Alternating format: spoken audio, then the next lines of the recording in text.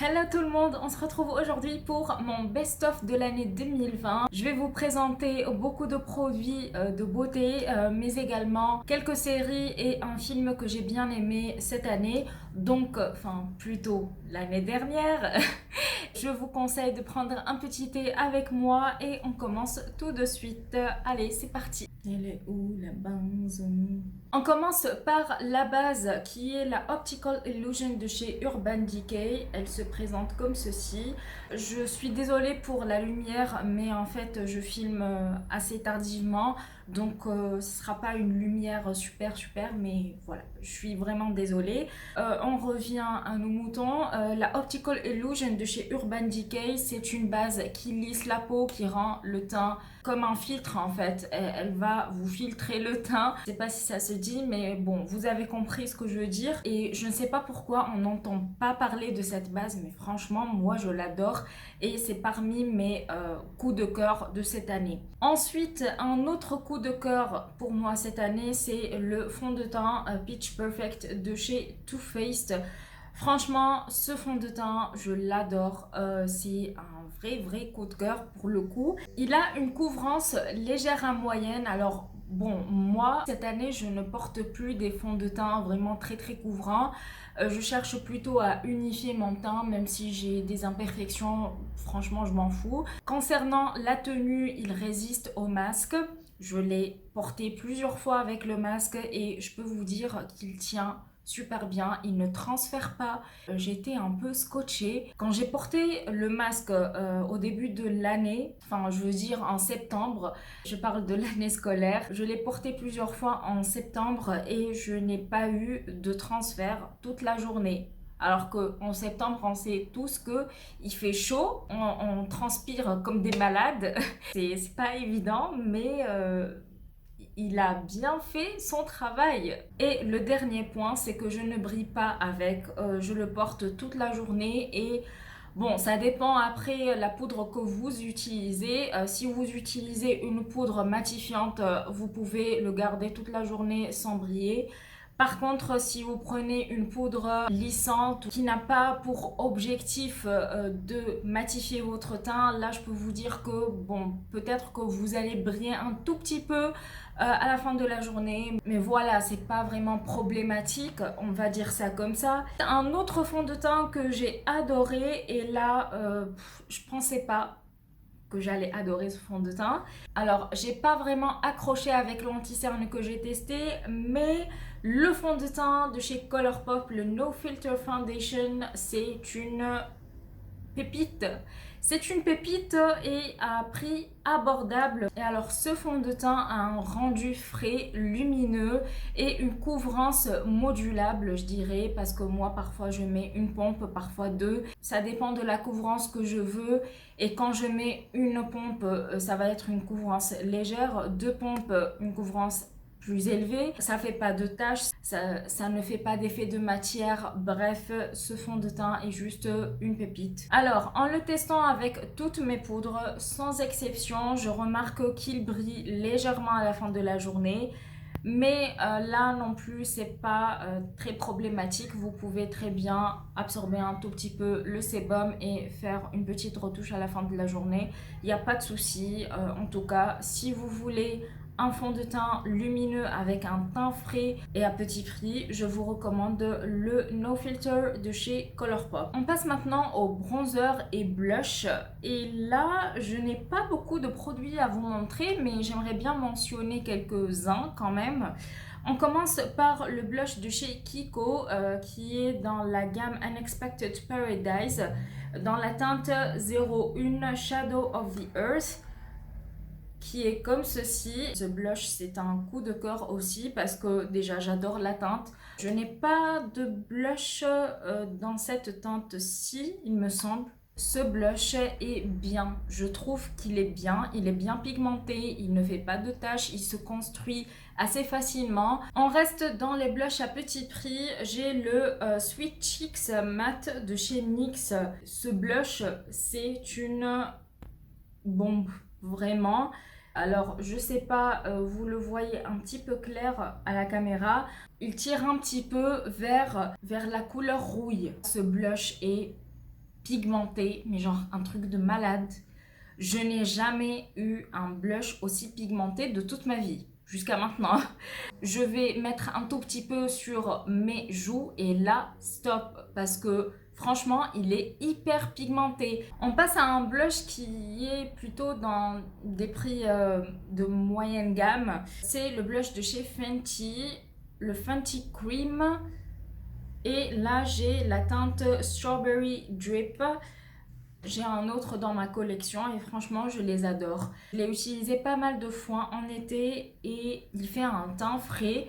L'avantage, c'est que, bon, quand vous le voyez, c'est un blush crème. Par contre, vous pouvez l'appliquer sur la poudre parce que moi, une fois, je me suis trompée. Je pense que c'était avec vous en caméra. En fait, j'ai appliqué ma poudre. Ensuite, j'ai oublié qu'il y avait ce blush crème que je devais essayer. Finalement, je n'ai pas eu de taches. Le bronzer de chez Kiko, encore, c'est le Unexpected Paradise Bronzer en teinte 01 Warm Honey. Ce bronzer, pareil, je l'ai bien aimé, je l'ai beaucoup utilisé, même si ça ne se voit pas puisque il y a 20 grammes dedans pour 20 €. Bon, vous allez me dire, c'est un peu cher pour du Kiko. 20 grammes, franchement, ça revient à quoi? 1 € le gramme?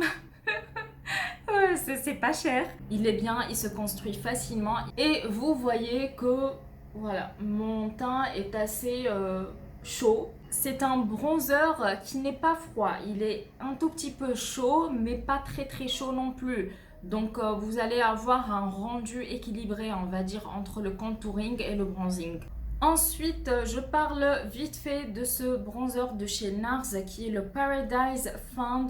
Sa texture est fondante, il se travaille facilement et ils sont très bons le Monoeil. Donc si vous adorez le Monoeil, je sais pas s'il est encore dispo ou pas, mais en tout cas s'il est encore dispo, je vous le conseille. Et en plus le packaging, regardez, c'est une beauté. Alors, je vous parle vite fait de ce highlighter qui est une édition limitée, il me semble, de chez Huda Beauty. C'est le highlighter Nymph en teinte Flora ou Flora en teinte Nymph, je sais plus, j'ai oublié. Ce highlighter est pigmenté et il est sans paillettes. Et en fait, il s'estompe facilement sur la peau parce qu'il y a des fois... on peut avoir un highlighter qui te fait une tache, genre comme ça, une petite barre. Alors que nous, on veut un teint assez fondu, on va dire. Et avec ce highlighter, c'est ce que j'ai eu, un rendu fondu. Un petit peu dans le même esprit, cette palette de chez Hourglass, la Ambient Metallic Strobe Lighting Palette. Vous avez 3 highlighters et pour le coup, vous voyez ces 2 highlighters qui sont ici. Ce sont des highlighters assez discrets. Donc, si vous aimez les highlighters discrets, vous allez trouver votre bonheur. Par contre, celui-là est un tout petit peu voyant. Il a des reflets jaunes. Donc, si vous n'aimez pas les reflets jaunes, vous n'allez pas l'aimer. Et donc, pareil, il se fond à la peau. Il ne fait pas de marque. Et il est sans paillettes. Enfin, plutôt les 3, ils sont sans paillettes. Le dernier, c'est le Star Surfer de chez Kaleidos.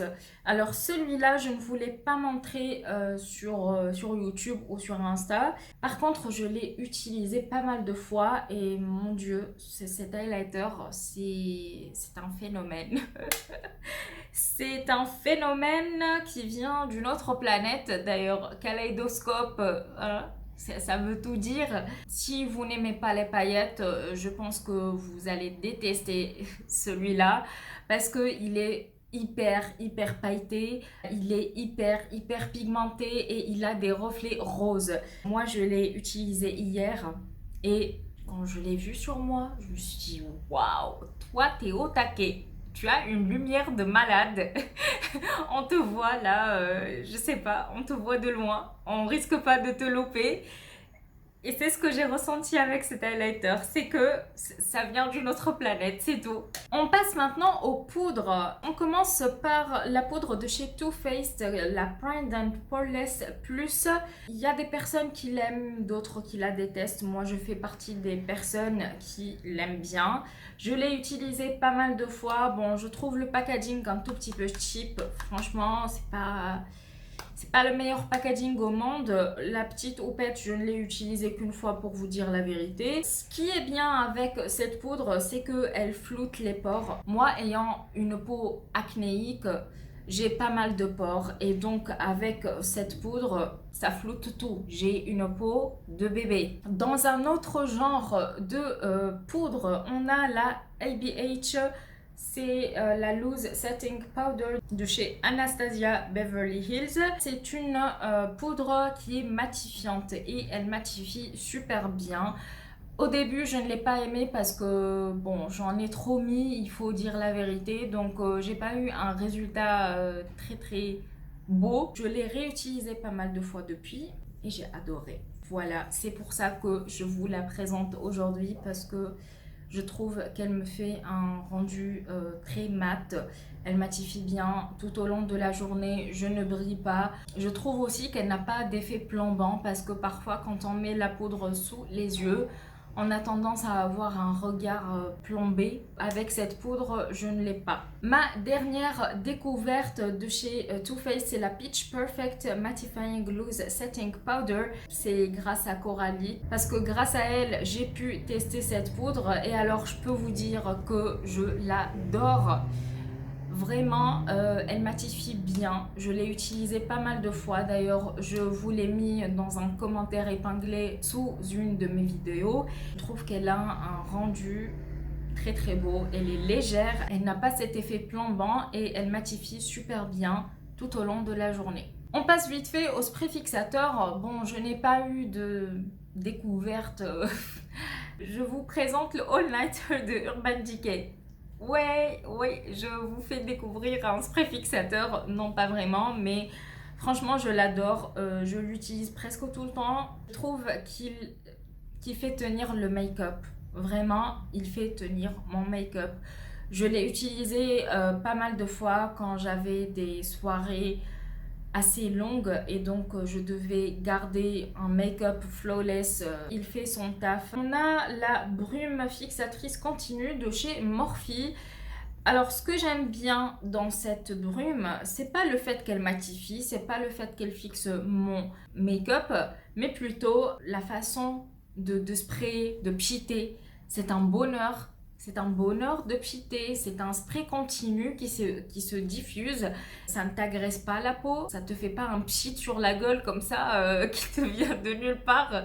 C'est une expérience beauté assez agréable, je dois dire. Et franchement, je vais la prendre encore de chez Morphe. Oh là là.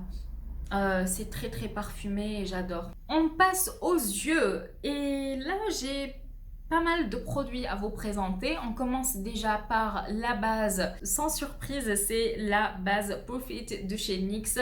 C'est une base qui fait tenir mon make-up toute la journée. Je n'ai pas besoin de refaire mon maquillage des yeux. Moi, comme j'ai des paupières tombantes, les fards ne tiennent pas sur moi. J'ai fini par trouver une base à petit prix et qui fait tenir mon make-up des yeux toute la journée. J'ai deux mascaras à vous présenter. On commence par... bon, je vous en ai parlé pas mal de fois. Je vous ai bassiné avec ce mascara, le Legit Lashes de chez Huda Beauty. On aime ou on n'aime pas, tout simplement parce que comme il y a deux côtés, donc le côté volume et le côté curl and length, il y a des personnes qui ne vont pas aimer ce format puisque il y a des personnes qui cherchent du volume, d'autres de la longueur. Voilà, moi je cherche les deux et j'ai trouvé les deux.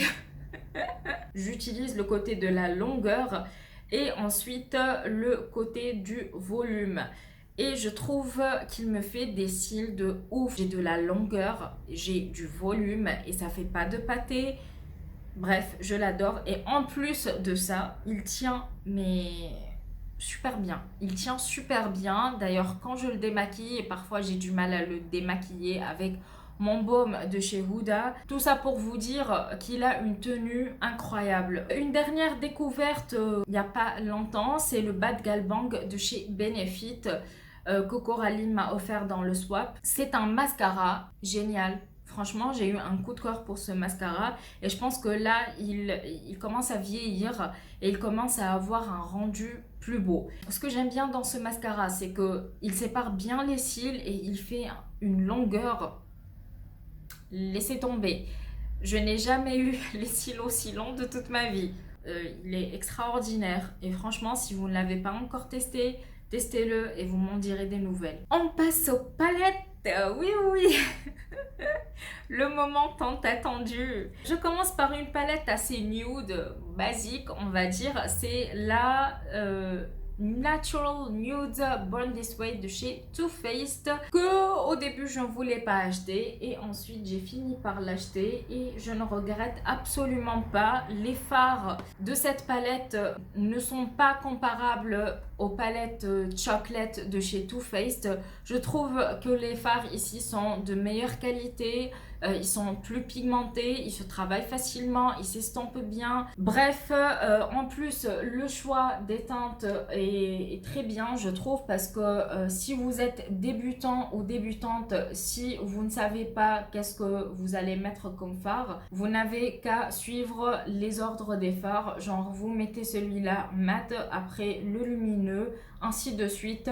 Vous avez des mats et des irisés dans les tons marronnés et vous avez aussi dans les tons rosés. Je trouve que c'est une palette assez complète pour le coup et je vous la recommande si vous cherchez une palette pour le quotidien et facile à utiliser. La deuxième, c'est la Glam de chez Natasha Denona et là, c'est une surprise parce que moi, je ne suis pas du tout ton froid. Et quand je l'ai utilisé, franchement, j'ai eu un coup de cœur parce que les fards sont crémeux. Autant les fards mat que les fards irisés. C'est d'une somptuosité, mais inexplicable. Les teintes sont bien choisies. Après, c'est un peu redondant pour moi, je l'avoue. Sinon, les fards sont de bonne qualité. On va explorer un tout petit peu les couleurs. Je commence par la Flare palette de chez Ace Beauté.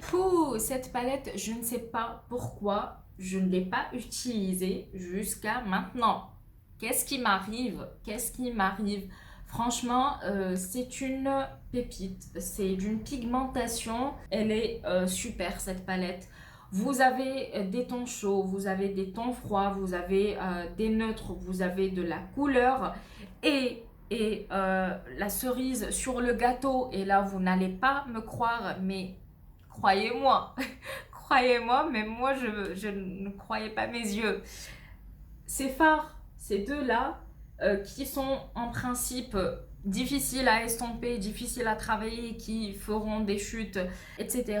Eh bien, croyez-moi, je n'ai pas eu de chute avec. Je n'ai pas eu de soucis d'estompage. Cette palette est parfaite. On finit avec une palette à petit prix. Il s'agit de la Book of Magic de chez Beauty Bay. Cette palette, je l'ai adorée. Déjà, le choix des couleurs, c'est sublime. Vous avez de beaux mats, vous avez de beaux irisés et surtout, il y a deux, je pense, deux duochromes, si je ne me trompe pas. Il a des reflets un peu bleutés, rosés, mauves et celui-ci également. Il est sublime. Cette palette, si vous hésitez longtemps à la prendre, je vous conseille de la prendre parce qu'elle est vraiment de très bonne qualité et surtout elle n'est pas chère. On continue dans les fards à paupières et là je vais vous présenter un fard que j'ai découvert il n'y a pas longtemps dans mon calendrier de l'Avent de chez Look Fantastic. Il s'agit du 3INA 532 The Cream Eyeshadow. Voilà, il se présente comme ceci. Je ne sais pas si vous allez voir quelque chose. Ce fard, c'est juste de la bombe. Il est hyper crémeux et la pigmentation, il est ici. La pigmentation de malade. Laissez tomber. Il est juste trop beau. Et la cerise sur le gâteau, c'est que vous n'avez pas besoin d'attendre trop longtemps pour qu'il sèche. Il sèche super vite et il ne cuise pas. C'est une pépite, ce truc, c'est une pépite. Je ne sais pas où est-ce que vous pouvez le trouver, mais en tout cas, ça m'a donné envie de découvrir un petit peu plus les eyeshadows en crème, vraiment. Alors que moi, je ne suis pas eyeshadow crème de base. Alors, je vous ai dit qu'il tient super bien. Eh bien, regardez, voilà, je frotte, ça bouge pas. Ça bouge pas. Je viens de vous le montrer, hein. Mais vraiment, ça bouge pas. Comme ça, vous me croyez maintenant. On passe à la dernière catégorie, les rouges à lèvres. Et j'en ai que 3 rouges à lèvres. On commence par le dernier que j'ai découvert, c'est le Martin Cosmetics en teinte Edit. C'est un rouge à lèvres mat et il est assez crémeux, je dois dire. Il est sans transfert et super agréable. Le swatch est juste ici. Il est super agréable. Quand il sèche, vous ne le sentez pas. Il n'assèche pas vos lèvres. Franchement, je l'aime bien. Et maintenant, je sais pourquoi Coralie l'adore. Parce qu'il est super confortable, il est pigmenté. J'ai 2 rouges à lèvres en raisin à vous présenter. On commence par le Gérard Cosmetics en teinte Buttercup. Voilà, il est ici. Ce que j'aime bien dans ce rouge à lèvres, c'est qu'il est crémeux. Je le porte aujourd'hui. Alors bon, quand on dit rouge à lèvres en raisin, on dit tenue pas extraordinaire. Par contre, au niveau du confort, il est super confortable, il est super crémeux, hyper pigmenté. Le dernier rouge à lèvres de chez Makeup Revolution, le Velvet, je crois, il s'appelle comme ceci. Oui, c'est ça, le Velvet. Bon, déjà la beauté de ce rouge à lèvres, on n'en parle pas. La couleur est juste extraordinaire. Je n'ai plus de place dans ma main. Je ne sais pas si vous le voyez. Regardez. Il est magnifique. Et il a un effet velvet. Il ne se sent pas sur les lèvres. Il transfère un tout petit peu quand même, hein. Faut pas exagérer non plus, mais il tient super bien sur les lèvres. On passe maintenant aux séries. J'ai plusieurs séries à vous montrer et on a un film à la fin. On commence par la première qui est une série espagnole qui s'appelle La Vadia ou L'autre côté en français. Et du coup, de quoi ça parle? Ça parle de l'Espagne en 2045, après la Troisième Guerre mondiale. Alors, le pays a changé. Il y a eu plusieurs maladies incurables qui ont changé la situation du pays. Ça a été divisé en 2 secteurs. Donc, le secteur 1 où vous trouvez le gouvernement, les gens riches et tout, et le secteur 2, des gens les plus démunis qui travaillent, etc. Ça parle de plusieurs personnages principaux. Il y a Hugo et sa fille et Julia qui est la tante de Maria. Il y a aussi sa mère qui s'appelle Emilia. À l'arrivée de Hugo à Madrid avec sa fille et son frère Alex, ils ont eu une consultation médicale afin de faire leur inscription. Ils ont emmené la fille de Hugo de force dans une colonie pour enfants de parents chômeurs dans le secteur 1. Et de là, il va y avoir plusieurs événements, plusieurs actions. Bref, c'est une série vraiment très intéressante. Si vous adorez la science-fiction, si vous adorez les actions, découvrir comment la situation peut changer dans un pays. Je pense que si vous aimez tout ça, vous allez adorer cette série. Il y a aussi le fait que ce gouvernement a pris la liberté de beaucoup de gens. Il y a eu beaucoup de morts. C'était un peu un gouvernement autoritaire. Ensuite, une autre série espagnole qui s'appelle Altamar, qui se passe dans les années 1940. Alors, je vous lis le synopsis un tout petit peu pour que vous ayez une petite idée. Dans les années 1940, un luxueux paquebot relie l'Espagne à Rio. À son bord, 2 sœurs inséparables, un bel officier et quelques cadavres mystérieux. Dans cette série, il y a le charme déjà des vêtements, des habits, du contexte des années 1940. Comment les femmes s'habillaient-elles, comment les gens vivaient. Il y avait ce mystère. Il y avait beaucoup d'événements qui se passaient et donc à chaque fois, il y a un mystère à résoudre. il y a des problèmes à résoudre, quelque chose à découvrir. Donc si vous aimez le mystère, la découverte, l'action, un peu style policier, vous allez aimer cette série. La dernière série, c'est Le Bazar de la Charité que j'ai regardé il n'y a pas longtemps. C'est une série française. Je vous lis le synopsis. Le 4 mai 1897, à Paris, un incendie dévastateur détruit le bazar de la Charité et tue 120 personnes. Alors, 120 personnes, la plupart de ces personnes-là étaient des femmes de la haute société. Ces personnes-là réunies à l'occasion d'une manifestation caritative, et cette tragédie bouleverse le destin de 3 femmes.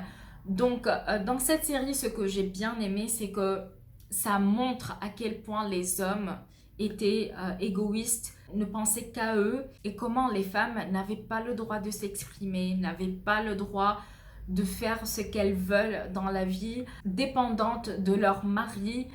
Bref, vraiment, c'est une série à découvrir. Je vous la conseille fortement. Ensuite, un film que j'ai bien aimé, que j'ai regardé en septembre ou octobre, il me semble, c'est 30 jours max. C'est un film comédie. Donc, ça parle d'un jeune policier qui s'appelle Ryan, qui est plutôt maladroit et trouillard. Son médecin l'informe à tort qu'il est malade et qu'il ne lui reste que 30 jours à vivre. Et là, il pense qu'il n'a rien à perdre. Il va prendre des risques et il veut devenir le héros du commissariat pour impressionner la jeune flic qui était du coup son crush.